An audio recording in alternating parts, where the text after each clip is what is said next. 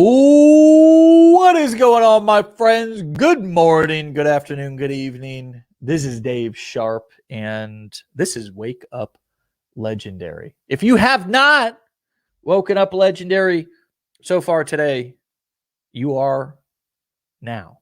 And we are going to have a good time. We're going to be talking to my friend Nate Ryan, who's going to be talking and teaching us how to leverage social media to grow a personal brand fast. Let's get into this, folks. Nate, what up, buddy? Hey, how's everything going? Oh, bro, it couldn't be better, man. It could, but it's going pretty damn good. How about yourself? It's going good. It's early over here, but feeling super productive. Got a lot done already this morning. So where are you at? I'm over in Portland, Oregon, far west coast. So P-Town, baby. Yep. I love it, man. Are you a native there? Yeah, I've been born and raised in Portland, Oregon. Moved up into like Vancouver, Washington in like 2006, which is like 15 minutes outside of Portland. So I still say I live in Portland, even though I don't. Nice. Cool, man. So, how did you get started and find, legendary? Give us a little bit about your little kind of backstory on who Nate Ryan is, how you got started online, and then eventually what led you to us in the nutshell version. You asked me to do that. I'm 45 minutes just to get warmed up. So give us the nutshell version of who Nate Ryan is and what led you to this point.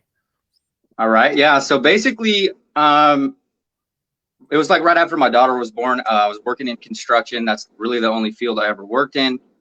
And then after she was born, I was looking for different opportunities. And I stumbled into, courses and online educational material. So I started with Amazon FBA. That's where I initially started my online business. And when I say start, I mean, I got shiny object syndrome very bad and jumped to another opportunity before I ever even shipped any products. And then I dove into the whole social media marketing agency. That was the really trending business model at that time. And I did pretty good at that for a while. I was running Facebook ads for chiropractic clinics in my area, but I made some major mistakes and stopped putting any energy into continuing to acquire clients. But throughout that journey of doing that for business owners, I realized the opportunities with affiliate marketing because I was getting, signups through other things at that time from the business owners. And at that point, I kind of went all in with affiliate marketing and tried pretty much everything under the sun, paid ads, all sorts of different stuff, blogging. I have a massive blog. But I actually didn't stumble across Legendary. Like I think for a lot of people, especially recently, I've been hearing of Legendary for the last few years now because I've been in the online space for, I don't know, probably about 4 years. Yeah. And I've heard about it, but I never actually took part until about January. So I took it later on in my journey, but it's definitely eye-opening. I spent a lot of time doing the wrong things, I guess you could say, and focusing on a lot of poor strategies. For example, like what? Like give us some context so we can understand a little bit more about like what was some of the things that you were doing that then light bulbs went off and you were like, okay, I'm going to start trying to do this more. Give us a little bit more context. Right. So I think a big thing for me is for a long time I was chasing, very low ticket products. Had no real strategy. It was just kind of like throwing stuff at the wall and hoping it was going to work. No real plan of action as far as like treating it like an actual business. And I had no idea what I was doing when I was running paid ads, really, to be honest. So I was super negative in the red. I was running paid ads to products that weren't converting. And I got into a bad habit of thinking the more money I poured in, the more, chances of my success would increase. And I ended up burning through my savings account doing that at the time. And then I blogged for an extremely long time. And then I ended up going down this rabbit hole of writing dozens of articles without any buyer's intent. So I wrote like weird one-off blog posts that didn't have any like, I've been in the online marketing space for a few years. And looking back, I've literally never Googled anything that I wrote blog posts about. Um, so that, big mistakes like that, just little things that I didn't necessarily see at the time until, interacting with other people that are having success or getting in proven systems and trainings and stuff like that. Kind of like an aha moment. And then really switching and transitioning over to more towards like a high ticket model is where my business really changed because, obviously as a business owner, that allows you to generate the revenue in the front end. So quite a few mistakes, but all right. Yeah, that makes sense, dude. We got some fans on here of you, bro. So where do people know you from? So you're doing TikTok. You've got a TikTok you've got a TikTok profile, you've got a YouTube profile. I guess you're also doing some Facebook marketing. Is that right? So talk us through a little bit about kind of what you're doing now that is working well for you.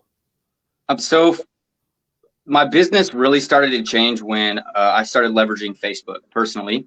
Okay. Because I was traditionally blogging and things like that, and they were kind of slow by nature. You create a piece of content, you kind of just wait. So the Facebook model really appealed to me because I could be very proactive. I could go, establish rapport, provide value to people. So right now I'm kind of everywhere, but it wasn't always like that. I started when I got to the point where my blog was I was paying a copywriter to do my blog posts. Yeah. Then I put all my focus into doing Facebook. And then I started mixing in other things as long as they didn't overwhelm me, or, I could do that without feeling overwhelmed. So right now I'm virtually everywhere. I'm on YouTube, TikTok, blog, Facebook, my own group. Okay. So people know you from kind of all over, but you really started with Facebook. Yeah, that's where my business changed, was when I started to leverage Facebook.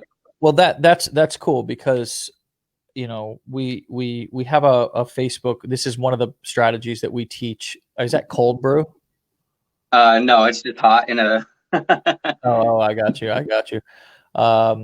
So it looks strong. Looks like some mud, dude. Looks like you got some of that, that thick down on the bottom that's just chilling. You know what I mean? That just is weight, right? It's kind of like you sip that kind of like that diluted on the top, and then it kind of slowly kicks in. But then when you get down to the bottom, because all that shit settled down to the bottom, that mud, and then you hit that, and it's like, right? It's like zing. It's like your day really gets started. So this is one of the models that we teach Facebook, but it's a tricky model because it's hard. I think it's hard for brand new people to actually really provide value and attract people on Facebook. So let's talk a little bit about sort of what you started doing that changed things for you. To take us through a bit of the strategy and kind of how you approach it, generate leads and then actually monetize the strategy. So without a lot, in my opinion, a lot of people, when they start with organic, there's like one component that they miss a lot. For some reason, people, when they get the notion, they go into other groups and they poach leads or like new people. That's like, for some reason, the strategy. But the way that I like to look at organic Facebook is establishing omnipresence.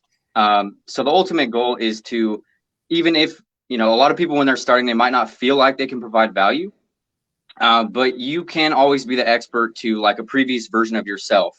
So someone who doesn't know or hasn't built their sales funnel or some type of component, if you go in and you're interacting in other groups and you're answering their questions, you're genuinely helping them, without any type of sale in mind, you're detaching from any type of, monetary value. Yeah. You're going to build those genuine connections. And over time, your friends list will accumulate, your friends list will start to build up. And then you start mixing in content on your profile, value posts that are talking about, it's all about being personable for me on Facebook, is building those genuine connections, establishing rapport. And then what I would refer to as like your bread and butter is going to be like lead gen posts. So putting out short form lead generation content. Say, for example, I just put out a organic Facebook cheat sheet. Who wants access? And then those leads are going to come to you versus, you're spamming people and you're doing cold outreach and you're DMing people who don't even know you. They are raising their hand. They're coming to you. And that's going to be a big shift for a lot of people because the whole dynamic of the conversation is different. Yes, agreed. So, how are you getting people onto your friends list so they can see the posts that you then post on your wall? Right. So you can go out to like fan pages. You can go into other Facebook groups, and you can post content. Value-based content. You can't necessarily go into other groups and like post, screenshots or lead generation content, but go into other Facebook groups and interact and build genuine connections. And either they'll add you or you can add them, but don't, not necessarily like spam adding. I want to make that clear. Not just like adding a ton of people you don't know. Right. Well, I mean, if you go into a group nowadays with Facebook and you just add a bunch of people that you don't know, and you do it like a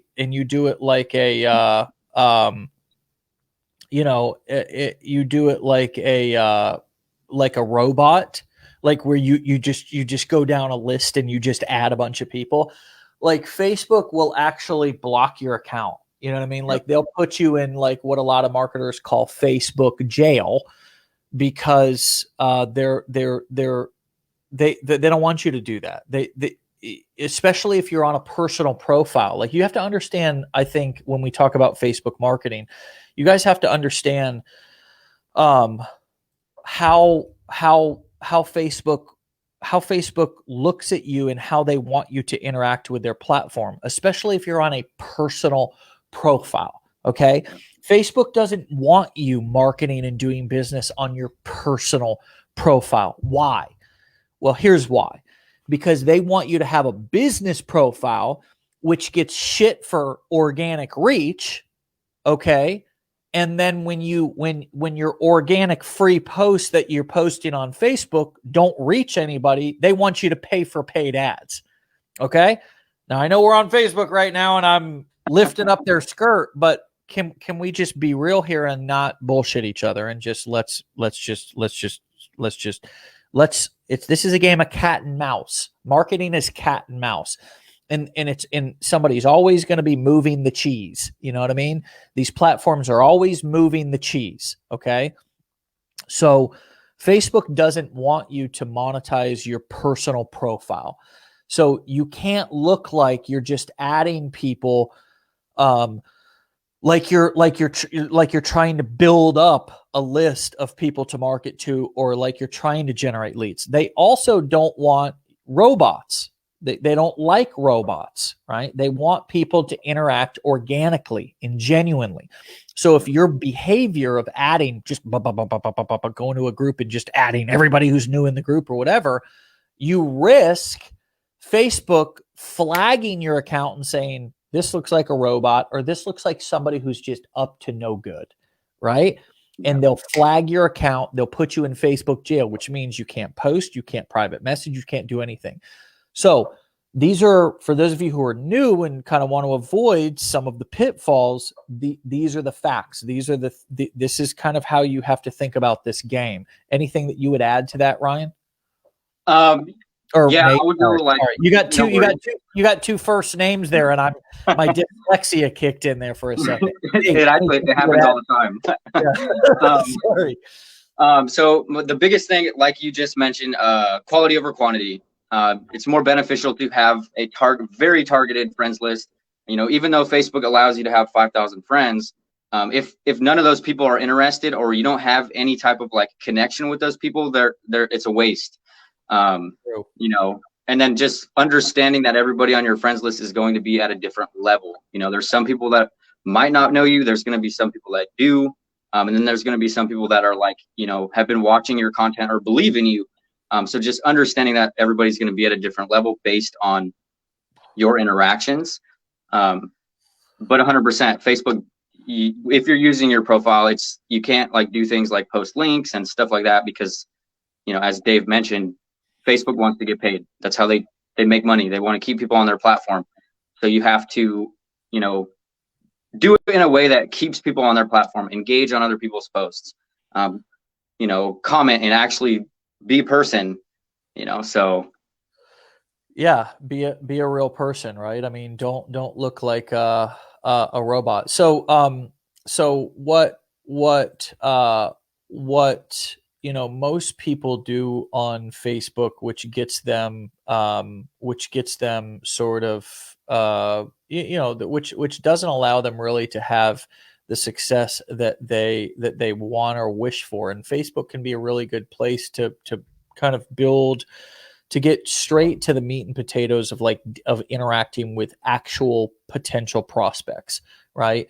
And the truth is that everybody always says build relationships and don't focus on selling but here's the thing. Let's just be real about it. Obviously you're building your business because you want to make a profit. You want to sell things. You want to match the right person with the right product if you can. And if you can facilitate that, then you're going to earn a commission. But it's fascinating. I see some people in the comments who are like going back and forth with each other. And it's like, why are you doing that? We're literally dropping gold right now. It's fascinating why people would waste their time tuning into a live to just jabber with people in the comments. Just blows my mind. And you guys wonder why you don't, why you're chasing your tail. It's like, why are you wasting time talking BS with people? It's just like, get serious about your business. You know what I mean? Like, if you're going to spend time on this show, like, soak up this information. All right, I'm done. I'll step down off of my soapbox. As a matter of fact, I don't even want to see what's coming through. Let me focus exclude. Sometimes it's like distractions, man. You know what I mean? Like like a 99.9% of my life is just constantly cutting out distractions, man. Distractions. And I'm telling you, the more successful you get, the more distractions you get. People talking shit, people nipping at your heels, people wanting to take your spot, people and it's just like, it's like, clear the way, baby, because I'm focused, man, So back to what I was talking about, with Facebook, there's a disconnect. How do I get people to, how do I build these, how do I add value to somebody, and eventually have a chance to be able to earn a commission from facilitating a connection between their need and the solution that I know about? I'm saying that versus just sell them something, right? Right. It kind of reminds me of the Winnie the Pooh meme, to where it's like, he's like, you can say something one way and just be regular Pooh, but you can say it more sophisticated and be like the fancy Pooh who's sipping the tea out of he's like, my favorite meme was eat a dick. And then it's like, that's the regular Winnie the Pooh. And then it's like, eat a Richard would be the more fancy Winnie. I don't know if you guys have ever seen these Winnie the Pooh memes, but they're hilarious, man. Oh, here it is right here, dude. Here it is. Let me just show you these Winnie the Pooh memes. They're just so funny. This is value you can add to people's lives. Look at these are the Winnie the Pooh memes that I sleeping around all day and do nothing, right? Social distancing. Oh man, it's these are great. Okay. Cream de la pina. It's never, what? Excuse me, I beg your pardon. Winnie the Pooh in these memes can actually tell us how to level up our social sophistication here. But anyways, back to the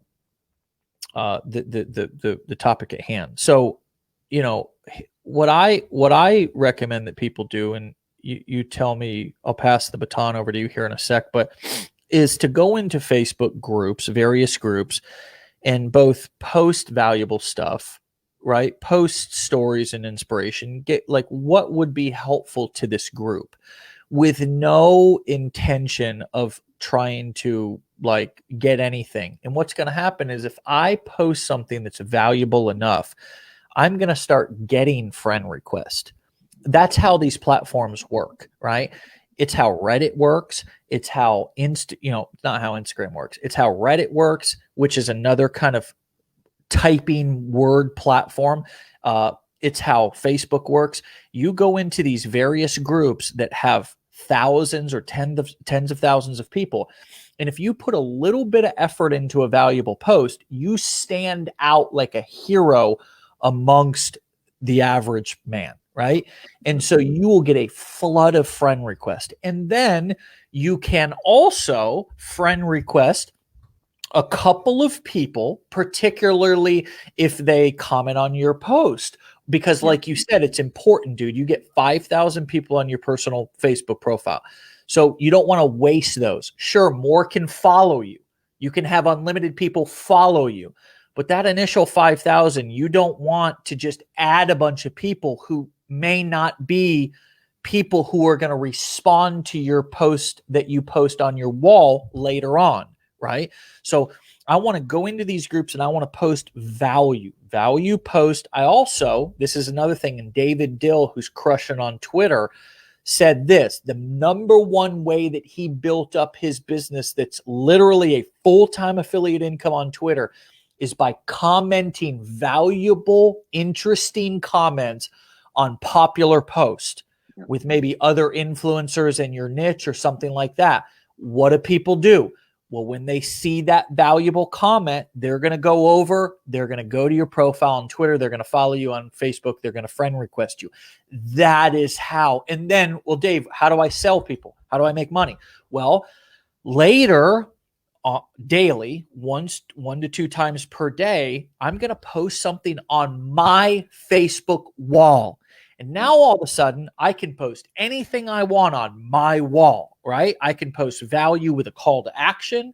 I can straight pitch. I can go live, whatever. I can invite people to a webinar. I can invite them to opt into my email list. I can do whatever I want. It's my wall. But now, since these people are all connected with me and they friend requested me, guess what? They're going to see my post on their public timeline as they're scrolling through. And that is how I then have an opportunity to get them in my inbox, or I have an opportunity to get them on my webinar. I mean, it's really simple. It's really powerful. But what I just laid out is the way to the promised land on Facebook. Nate, what would you add to that? I definitely agree with. I mean, that's the ultimate goal, is getting to the point where people are adding you. And just to piggyback on that even a little bit more, when people are asking questions inside of groups, a lot of the time they won't do a lot of research.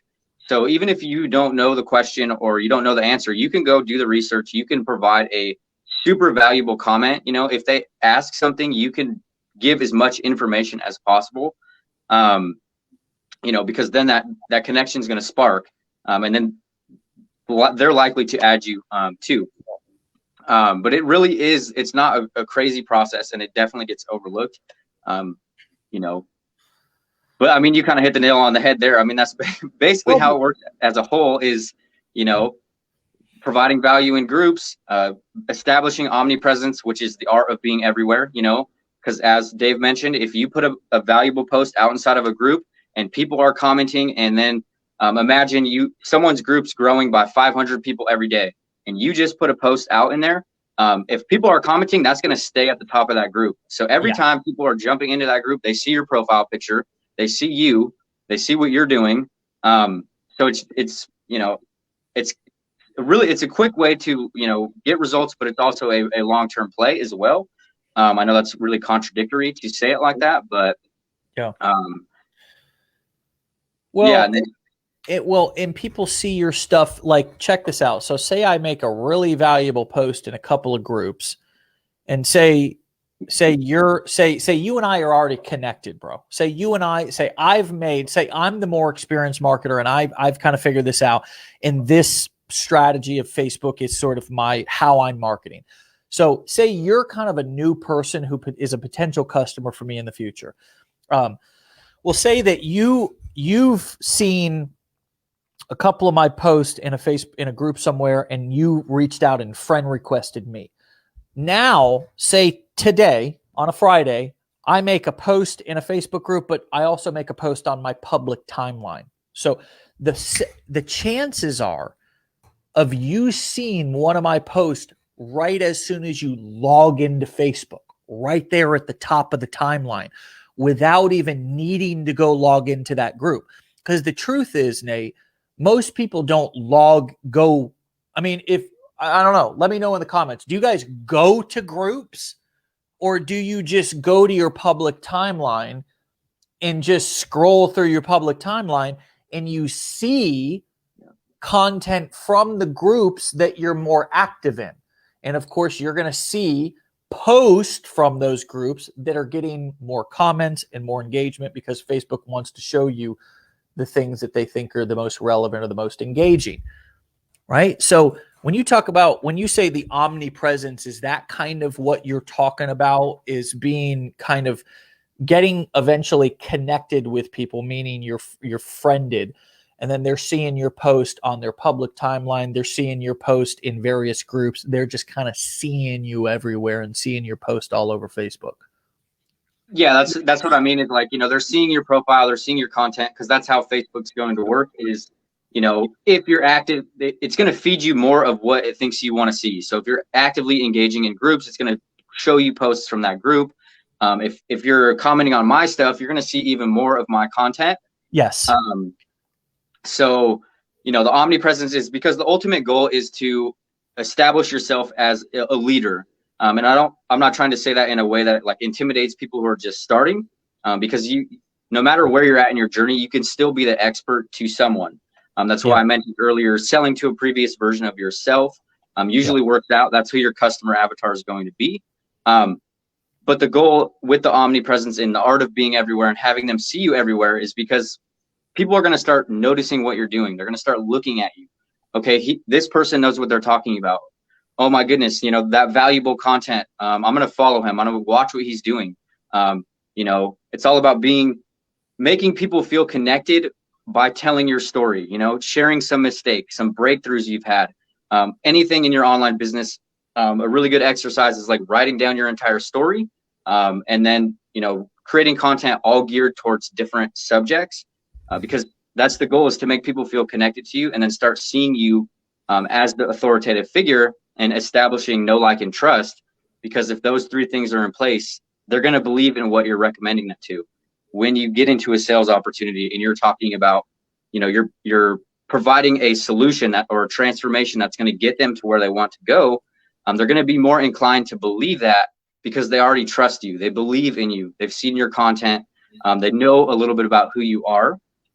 So there's a couple elements there, and you can build know, like, and trust without even talking to anybody. That's the kind of powerful thing about like Facebook and TikTok and all these social media platforms, is it's the same phenomenon that happens with actors and sort of celebrities when you watch them on the quote big screen. Well, people are watching you on their screen. It's the same thing, right? So you become, even if they're just watching you and you guys never talk, the ultimate thing that you want to happen is when you eventually have a conversation in the direct message with somebody, meaning you reach out to them or they reach out to you, you want them to be blown away that they're talking to you, that you actually responded, that they're actually having a conversation with you, because they've been looking at your content on Facebook and they've been reading your stuff or looking at your pictures or watching your videos. Here's how to know that you're onto something. If people begin to react to them having a one-on-one conversation, or even you responding to an individual comment, but particularly in one-on-one, if they're surprised that you actually answered their question, or you responded to their message, or that you reached out to them, how you know that you're just being a spammer and not really delivering any value and just being a shark in the comments is if you are reaching out to people and they're like, what do you want? They're skeptical. People are blocking you on Facebook. That's how you know you've been taught Facebook marketing by a guru or a goblin, right? One of these wannabe assholes out here who just, God, they give us all a bad name, dude. They make us look bad, bro. You know, and then we get coupled into this big bucket with these idiots who are teaching people to like go into, you know, Facebook groups and add everybody who's new and direct message them and try to seed doubt in what they're doing. Like we have people who come into our Facebook groups and they try to hit up like new people and be like, how's it going with Legendary? You know, oh, well, here's what I didn't like about it. And they try to seed doubt and then get somebody to, you know, go and attend their webinar, buy their thing or join their family or whatever. And it's just like, guys, don't fall for that bullshit. I mean, come on. These are people who are being the blind leading the blind. You know what I mean? What we are talking about here, myself and Nate, is how to build an actual business. Here's another rule is that if what I'm saying in direct message, and I actually build my business like this across the board, if I wouldn't want what I'm saying plastered on the front page of the newspaper or plastered on the front page of my Facebook profile for everybody in the world to see, then I'm not going to type it in a private message. Like if I'm not proud enough, if what I'm doing in my direct message to people is shameful and manipulative, and it feels dirty, and it feels sketchy, and it feels schemy, then it ain't sustainable. Stop doing it immediately. And if you want to do Facebook marketing, do it the way that we teach in the blueprints. Do it in the way that Nate and I are talking about it right now. So what else would you add to the Facebook strategy? Anything else that would be helpful or to either avoid or to do or that's worked well for you? Yeah, so just even to piggyback on that a little bit more is, you know, if you do have to do it like as we're talking about, especially because people's walls are usually 10 feet high because you do have a ton of people who are doing it poorly, incorrectly. You know, you have people DMing, you know, 7-figure affiliates asking them what their problem is before they even like get to know them. You know what I mean? Like, you know, that's what Facebook's about. It's about being personable. And as Dave was talking about a little bit is, you know, people are going to be consuming your content. So that's being genuine. People are going to be watching you. And that's the goal, is to get to the point where, you know, even if someone never interacts, you know, they're going to feel like they know you. The goal is by the time you guys do interact in a DM or something like that, they already feel like they understand you, and stuff like that.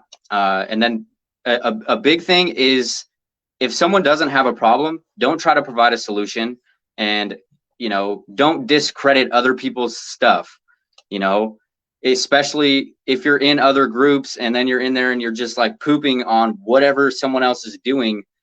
They don't want to be told what they're doing is wrong. Nobody wants to hear that. Nobody, you know, you can't, if someone tells you that in person, you know, they're going to get immediately closed off. So you can't necessarily go, you know, it's a big part of it is going into the conversations in a different mindset, not necessarily just trying to push a sale, you know, providing value, establishing a genuine connection. And then just a couple tips for actually doing it, and, you know, just sharing your story and like actually planning out the type of content that you're doing. So a big habit that I got into when I first started was just putting out long form educational posts, and giving away as much, you know, value as I could, telling them everything inside my posts.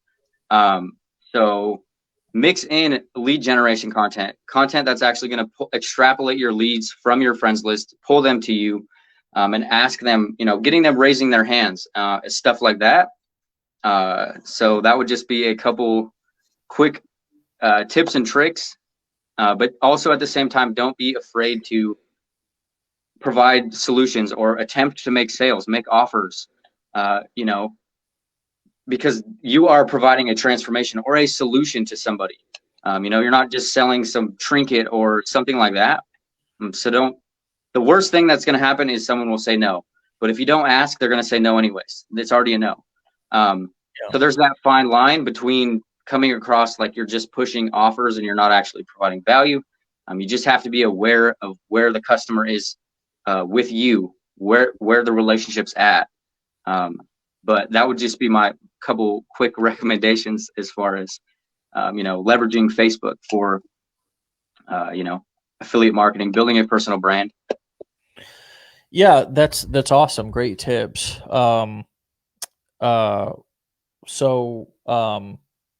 I wanted to throw this also in there is yeah, don't badmouth people, man. God, you know, I've seen this happen even a bit lately. And you end up just looking like an asshole, you know, honestly. Particularly if you're bad. I mean, there's been some people lately, which I don't really pay much attention to it, but it's like they badmouth Legendary, and it's like, you don't even know what you're talking about. It's like, you just look like an asshole, you know. You really do. And this has been proven once again. I'm debating whether I how much time I want to spend calling certain people out, but you know, it usually, when people are calling people out, they're hiding something sketchy that they're doing. You know what I mean? And it's actually pretty fascinating, and it never seems to fail, right? And so, you know, if people are approaching you in this manner, beware. But also understand, in my 10 years of being in this business, I've had so many people take shots at me, and I have always taken the high road and not gotten into, and also never done negative marketing like a politician. You know what I mean? Like, it's just so slimy. And it's been incredible. You know, it's just such a better way to live, in a better way to market, because you look so much more professional and you don't look desperate. Right. You don't look desperate when you're bad mouthing people. Oh, it's just so pathetic and desperate looking. And most of the time you get made to look like a fool when you don't know what you're talking about. Or you don't even know about who you're talking about, who you're bad mouthing, you know. Yeah. In terms of transitioning and getting into TikTok as well, you've got 25,000 followers at the time of this recording over on TikTok. So you're serious about this shit. I mean, you're doing Facebook organic, you're doing TikTok, you're building YouTube. I mean, this isn't a game. I can see you've got, you know, books all over your shelf. I mean, you're nerding out on this like I am. You kind of remind me a bit of me once I got into this, man. When I was 25 when I got it. I was 25, 26 when I got into this back in 2009, 2010.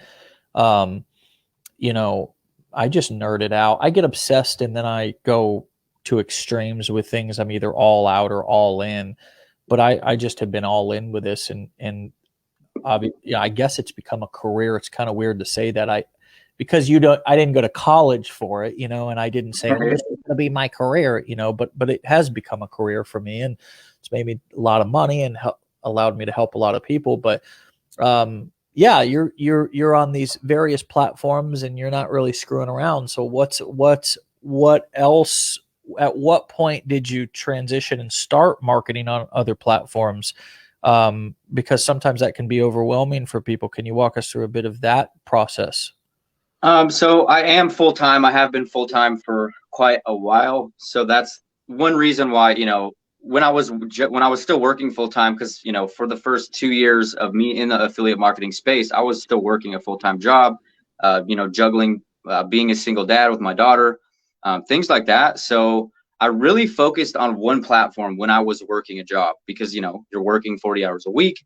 There's, you know, you're already making, especially if you're just learning, you know, you're already a bunch of new concepts, things you're trying to learn, and then, you know, you're juggling life. So I didn't start mixing in other platforms until I got to the point where, you know, it became a routine, where it became almost like easy, you know, okay, I'm going to put out 3 YouTube videos this week. Okay, I got 3 weeks of YouTube videos recorded. Okay, well then what am I going to do for the next 3 weeks? Okay, well, I'm going to go ahead and I'm going to batch 3 weeks worth of Facebook posts. You know, so then batch creating content was a lifesaver when I was still working.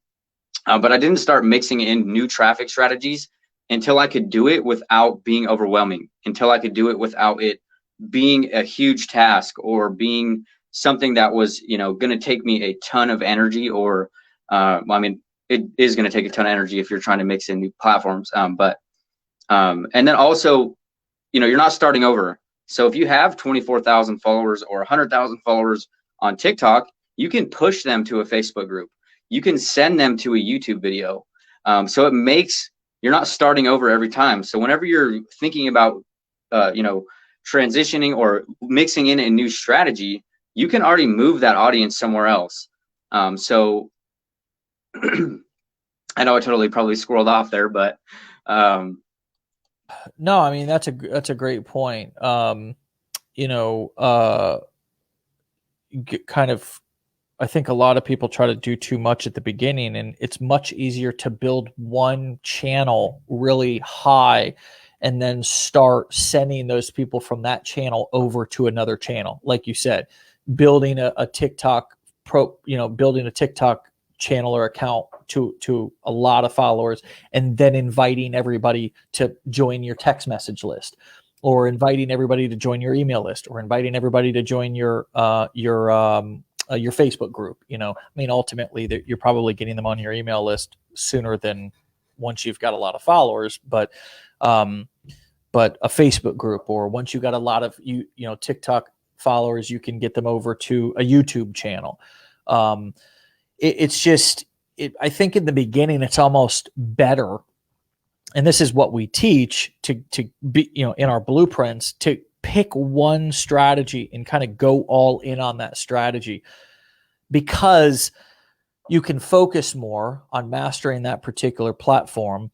And, you know, you don't get overwhelmed. You don't feel spread thin. And you can then at a certain point kind of, you know, throw people over to a Facebook group in sort of a supercharged way. Like when you send and then all of a sudden, boom, you got 250 people inside of a Facebook group. It feels a lot more powerful for people than if you know, you're trickling people in one at a time and sort of there's nobody in there. Are you also building a Facebook group? yeah, I have a Facebook group. I've been building that for quite a while now. Something I did forget to mention was, like, you just totally remind me, is when you're getting consistency, that was a big thing. Once I started getting consistency from a platform or something like that, that's only when I decided to, like, mix in something else, because, you know, there's no need to go out and try to learn a new strategy or learn a new lesson, because that's going to pull your focus from a broken system. If, you know, if it's not already working, then you're going to go over here and, you know, start trying to learn something else. So that's totally backtracked, but it just totally made me think of that. But yeah, I do have a group. I grew up, I put a big emphasis on my group. I do a bunch of live trainings and stuff like that. I've been building that for a while now. Cool, man. So anything, as we bring this plane in for a landing, you know, I don't usually do this, but I think it might be cool to mix in occasionally. Any questions for me? Oh, me? Yeah. Oh, I mean, not necessarily. I mean, I know I've consumed a lot of your content and, you know a little bit about you. But I guess for the audience or the people that are watching, you know, what would you do? I guess what would you focus on if you had to start over? Like, where would you put all your energy right now in this day and age? Yeah. Because I like video, like, so when I got started back in 2009-ish, I did start doing video, but I was like posting video like on Facebook and stuff, which had like zero virality. You know what I mean? Like it was like watching paint dry, trying to get, 10 views on a video. And I really started out with Facebook ads, Facebook ads existed back then as well. I feel like I'm talking like I'm some grandpa or something, but 10 years is a long time, especially in this industry, right? So what I would do, I would go all out 1000% full time on TikTok right now. That's what I would do. Just because of I was reading an article, as a matter of fact, I have it right here. Let me get the Winnie the Pooh memes out of the way. It was an article on TikTok. So TikTok is rolling out longer videos. 3 minutes. No, well, they may be yeah, okay. Are they 3 minutes? That's let me share my screen. I'll share what I'm reading. So I get these Robin Hood bites, which I don't read these a lot, but occasionally I'm on the email list. It's a Robin Hood from the app Robin Hood, so they'll send out various little things on info on things that are happening in the market. But TikTok's rolling out longer videos, but the real story is its Chinese sister Douyin. But the stats were interesting. So yeah, 3 minutes. They're rolling out 3-minute videos for everyone, a boost from the current 1 minute limit. That means you could learn the full lyrics of viral songs instead of half a chorus. It also means that the nature of TikTok and its bite-sized content could change. So here's some of the shocking statistics. 24 and a half hours, how long the average US TikToker spends on the app each month. Over 30 years, that would be nearly a full year of life on TikTok. It's nuts, dude. More than YouTube. 20 hours, how long US users spends on YouTube each month.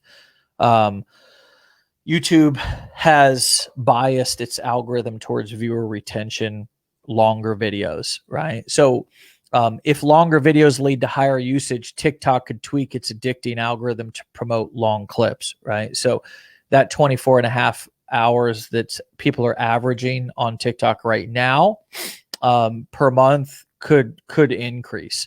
And then they've got some other stats. So while vids get longer, the wallet is getting fatter. TikTok's Chinese owner ByteDance saw sales more than double last year to $34 billion, according to Wall Street Journal, nearly 14 times Snapchat's annual revenue. Even wilder stat, last year, ByteDance reportedly had 1.9 billion monthly users across its platforms, which include TikTok and Douyin, the Chinese TikTok.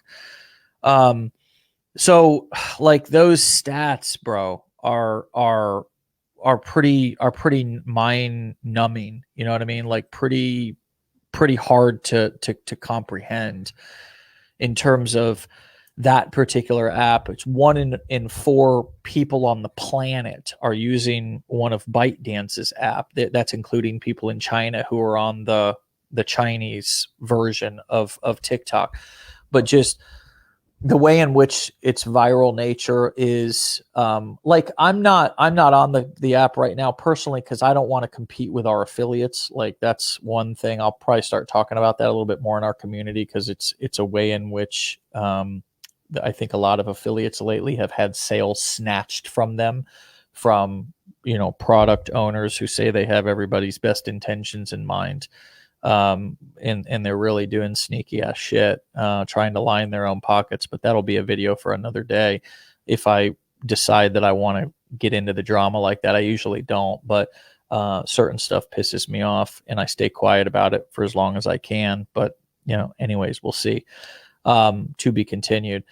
So, but yeah, dude, if I was just starting out affiliate marketer, I would probably go TikTok just because I feel like it's a unique opportunity right now. And it's one of the reasons why, like it's a platform that's allowed like a lot of regular people just to like kind of get that first result, man, which builds a lot of confidence for people. And I think that, that really is special for people early on in their business to kind of get those first results, and or a video go viral or whatever. I mean, even a video going viral was not really attainable for most people before TikTok. Like you really had to be you had to be crafty with your content.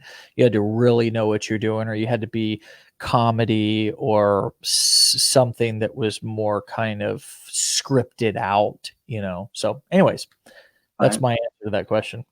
Yeah, definitely. I mean, TikTok's life changing for a lot of people. It's like revolutionizing everything. I feel like, and the mindset shift becomes real when people are getting those results quickly from TikTok. Is this whole online space becomes it's reality? Okay, this actually works. Yeah. Yeah, it's pretty crazy, man. So, well, keep up the great work, bro, and come back. Keep us posted on your journey. Let me know if there's anything I can do for you, Nate. All right, and stay legendary, my brother. Awesome. Thank you. I appreciate you having me on. All right, dude. We'll talk to you later. All righty. All right, see you. All right, well, you guys have a fantastic day. You guys are one, a few of you said, oh, get into the dirt. I don't have any dirt. I don't have any time for people.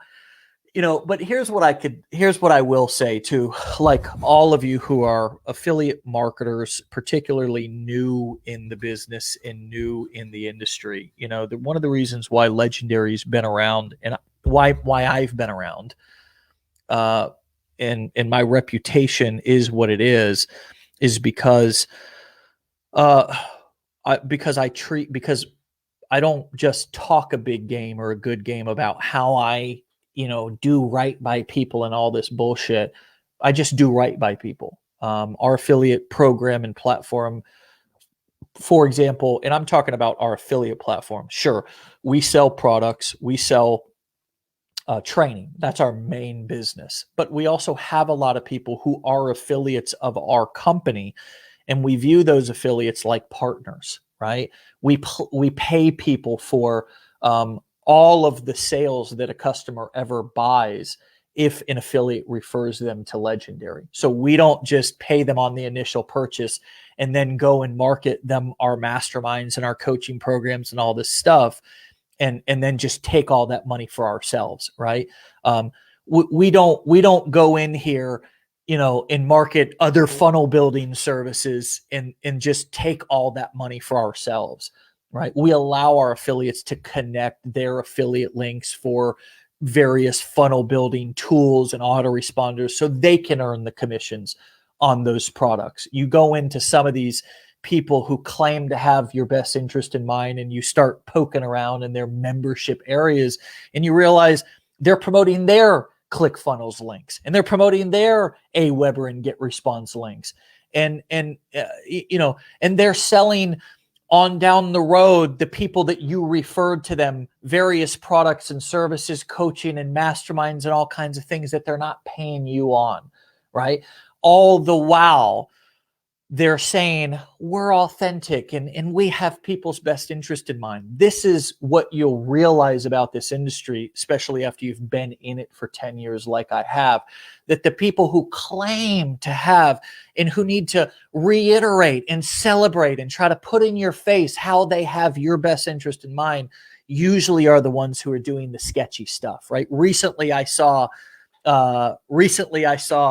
which I was told and looked at a few things, some gurus and goblins out there who are saying, oh, Legendary is going to die and this and that, and we're taking shots at us, and not only is Legendary, this month had a record-breaking sales month, right, and are nowhere even close to dying, but who needs to market like that, right? Only somebody and people who typically have something to hide, right? Who want to get your attention over here so they can put their own affiliate link in their TikTok bio.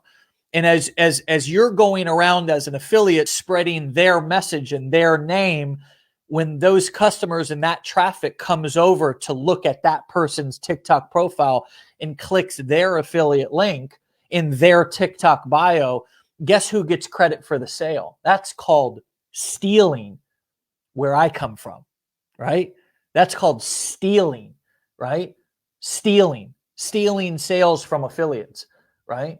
But if you're new and you look up to people because they're out there creating content on TikTok and YouTube and being cool and being funny, then we want people so desperately to be good people. We want them to have our best interest in mind. But unfortunately, most of the time when people are talking about how great they are and how much they have your interest in mind, a lot of times they're doing the old banana in the tailpipe, right? Which I've seen over and over and over again over the past 10 years. I've seen this sort of guru and goblin game being played, right? Being played for people over the course of the last 10 years, okay? And you know what? It's all good, right? Because we live and we learn, and we get a chance to be able to decide who we want to associate ourselves with in this industry. And it's just, we learn the game, we learn the ins and outs, we learn how we learn how this business works, and we learn, who are the people that we want to be connected with and associated with. And one of the reasons why I'm not out on TikTok, I'm not, as somebody who our company has so many different affiliates, so many different people who are promoting and sort of partnered with our company.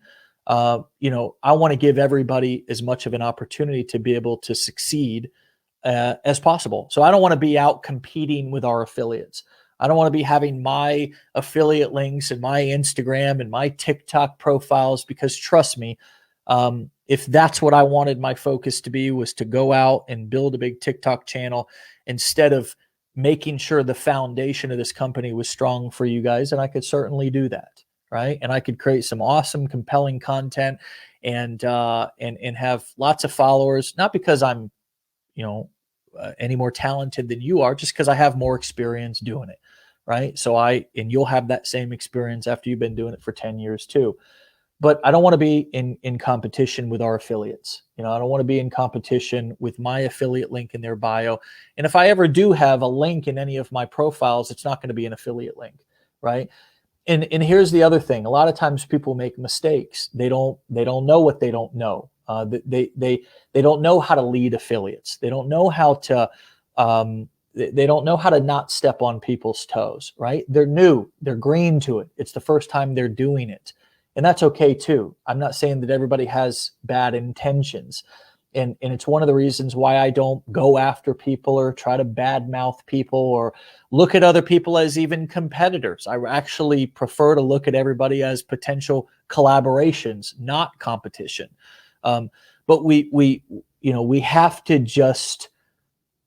to learn this industry and learn this game, just like you would learn any industry in any game that you play. You want to learn the ins and outs. You want to know what to look for. You want to know and also understand when you're promoting products, and this goes for any niche, right? When you're promoting products in the health space, or when you're promoting products in the dog training or the parenting, you want to make sure as an affiliate that you understand who you're promoting. You understand what's going on. You understand what the relationship and the dynamic is. And last but not least, you want to not step over dollars to pick up dimes. And I always say this, and I'll say it a different way, which is what I just said. Don't step over dollars to pick up dimes. Play the long game. If you guys are out there building a brand and building a channel like Nate and I talked about today, where you're building a Facebook presence or a TikTok presence, that is your brand, right? So I know it may be tempting to do cash grabs, and I know it may be tempting to just sell things that that you can make a quick buck with because it's an irresistible offer.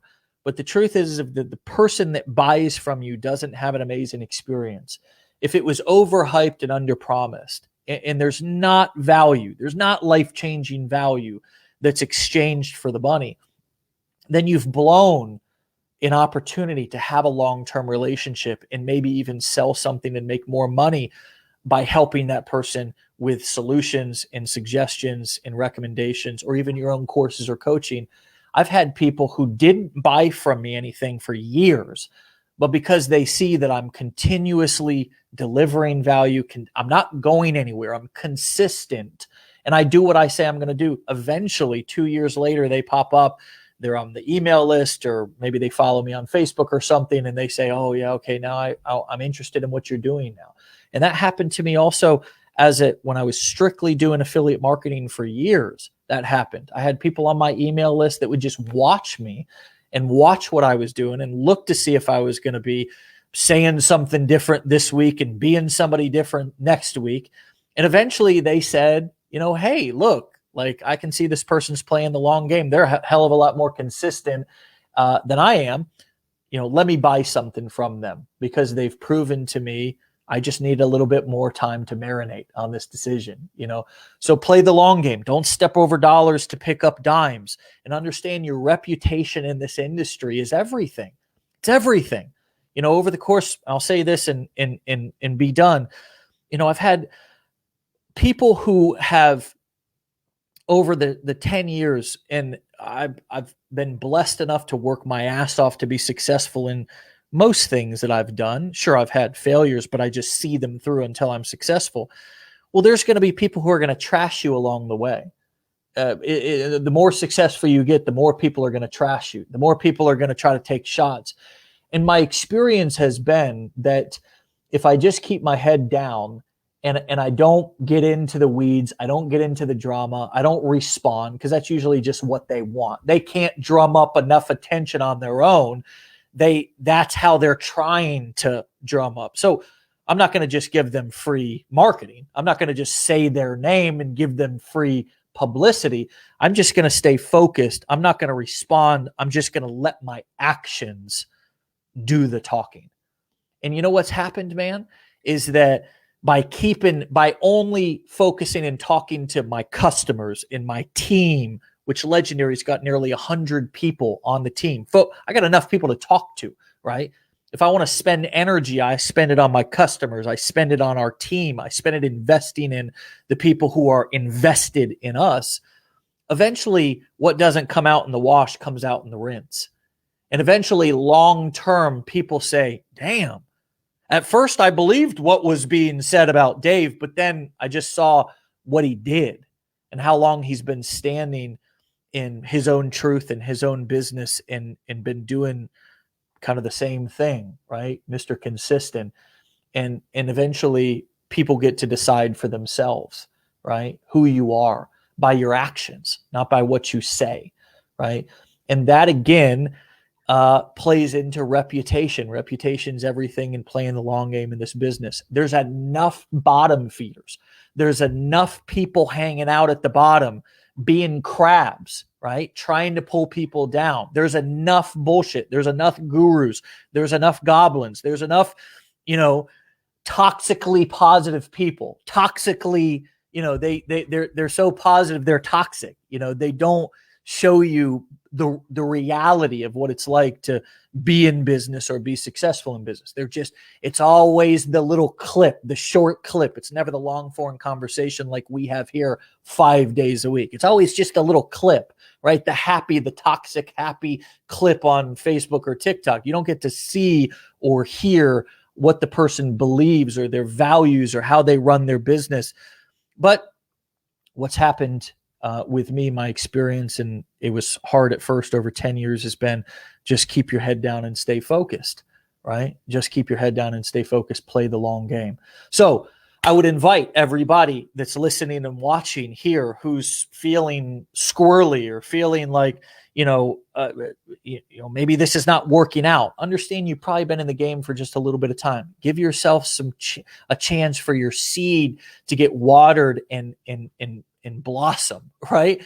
and remember some of these principles that I've talked about over the last couple of moments, because your reputation, how you treat people, and if you want to have a product and you want to have affiliates, how you treat those affiliates and how you even sacrifice sales for them to be able to make money would be an example of playing the long game and putting other people first and delivering value and being true, right? You want your words to match your actions, right? So with that being said, get out of here. Have a great day. Have a great Friday.